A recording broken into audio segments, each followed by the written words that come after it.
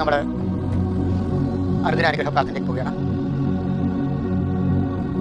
ഈ പ്രാർത്ഥനാ സമയത്ത് നിങ്ങൾക്ക് ഏതെങ്കിലും ഒരു പ്രത്യേക വിഷയം ഉണ്ടെങ്കിൽ, ഇപ്പം പരീക്ഷ ഉണ്ടെങ്കിൽ ഹോൾ ടിക്കറ്റ് എടുത്ത് കൈവെക്കാം. ഞാൻ നിങ്ങൾക്ക് സമയം തരികയാണ്. ഹോൾ ടിക്കറ്റ് എടുത്ത് കൈവെക്കാം, പെട്ട് തുറന്നത് എടുക്കുക. ഇനി പ്രമാണം അല്ലെങ്കിൽ ടാക്സ് അടക്കാൻ പോകുന്നുണ്ട്, ബാങ്കിൽ പോകുന്നുണ്ട്, പാസ്ബുക്ക് കയ്യിൽ വെക്കാം. ഈ പ്രാർത്ഥനാ സമയം എന്താണ് നിങ്ങൾ ചെയ്യാൻ പോകുന്ന അതിനോട് ബന്ധപ്പെട്ട വസ്തുക്കൾ ദൈവത്തിൻ്റെ സന്നിധിയിൽ വെക്കാം. ഇനി അച്ഛൻ പ്രാർത്ഥിക്കുന്ന സമയത്ത് നിങ്ങൾ നിൽക്കുന്ന ഇടത്തെ കർത്താവ് അനുഗ്രഹിക്കും. നിങ്ങൾ വീട്ടിൽ തന്നെ ഒരു പേടിയെ കട തുറന്ന് വിചാരിച്ചു. ചിലർക്ക് അങ്ങനെ ഉണ്ടല്ലോ, വേറെ പേടിയെ കട വെക്കുമ്പോൾ വലിയ കാശൊക്കെയാണ്, വീട്ടിൽ തന്നെ ഒരു മുറി സെറ്റ് ചെയ്ത് പേടിയെ കട പാവപ്പെട്ട ചെയ്തതാണ്. അപ്പോൾ അവർ അവിടെ പോയി നിൽക്കും.